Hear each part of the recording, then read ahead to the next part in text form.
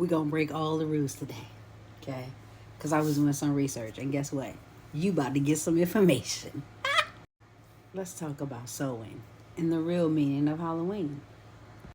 Also, we're going to get into some very important information, okay? This is something that is repeated throughout history. That last little tidbit I'm going to give you, yeah, Steve. So, here we go. Okay, Samhain is a Celtic pagan festival.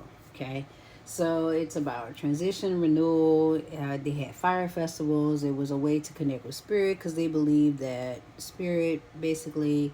The veil was thinnest during this time, and it is like the eve of October 31st into the eve of November 1st, where they feel that the veil is the thinnest, right? And so I was reading through all this information, and I was wondering, like, how was it converted to Halloween, right? So I'm gonna run it off to you, and then I'm gonna expound on it. So it says the ancient festival was practiced by ancient Celts, so the Celtic, or Celtics, however you say it, but I say Celtic, 2,000 years ago across Ireland, Scotland, and parts of Europe. It means Samhain means summer's end, which marks the harvest and the start of winter. So it is the time between both solstice, summer solstice and winter solstice. It marks the midpoint. So this is where ancestors are honored. This is similar to like Day of the Dead, for like different Hispanic, Mexican cultures, different things like that. And it's a time to honor your ancestors, offer them drinks, visit with the spirits. Fires are put in place to protect from like any kind of like mischievous entities. And Druid priests actually led rituals, divination ceremonies, fire festivals, and celebrated death as a part of the life cycle. That is very important. So here's where the church did an adaptation to, and they called it All Hallows Eve, right?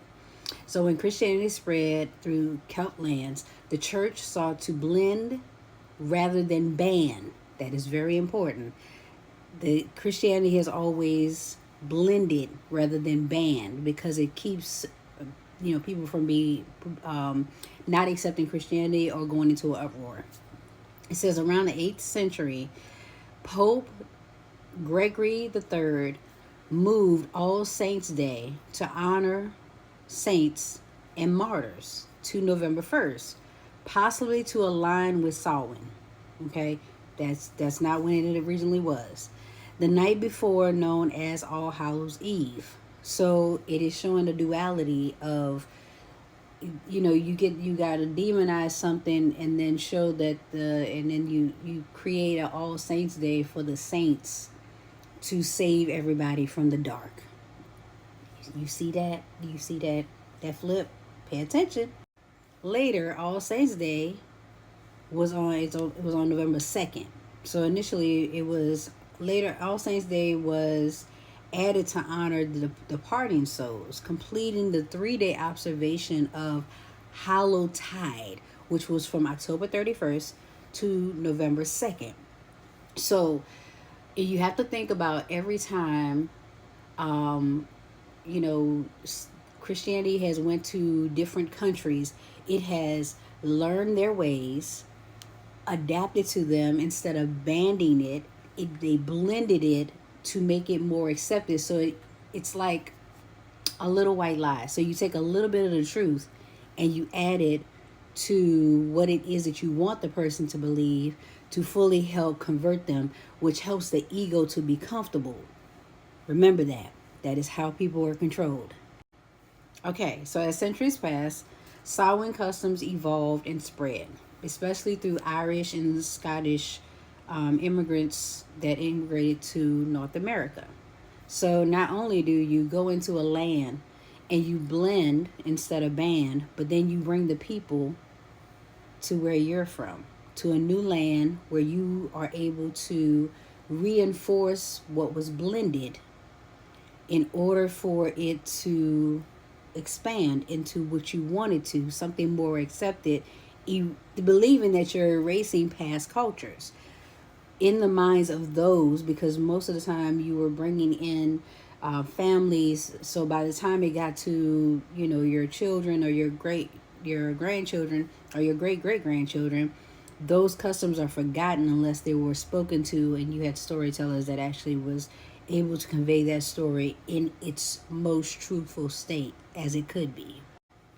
So when they came to America, so English, Irish and Scottish immigrants, they came to America. So basically, the land was so poor, according to history books.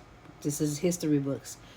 America went and made, especially the Irish, that I know of. I hadn't seen this about the Scottish, but it makes sense to me. They basically went into the land. It was so poor. They basically gave them the option of citizenship. They said, if you come and serve in our army for a year, you can have citizenship in North America. And the people did it. So these customs, they brought the, you know, they did the costumes, because normally the costumes and the mask, when the Druid priests were doing it, was to disguise the people from the evil spirits. It was a way of protection. Now in Halloween, it's to disguise yourself from spirits, period. So it went from disguising yourself from evil to, and as a way of protection, to actually protecting yourself from the spirit world, because they understood the power of connecting with the spirit world.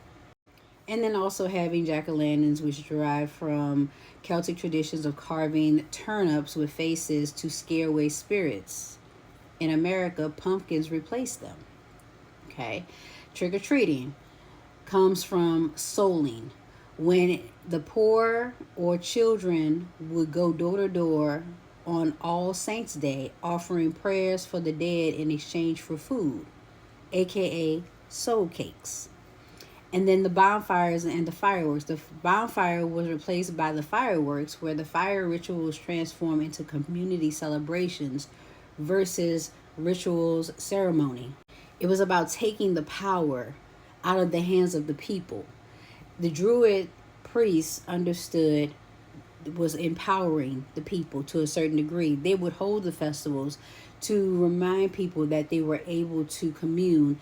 Christianity wanted Christianity to be the avenue that brought in their priests, their ministers, to bring in spirit versus you communing with spirit on your own.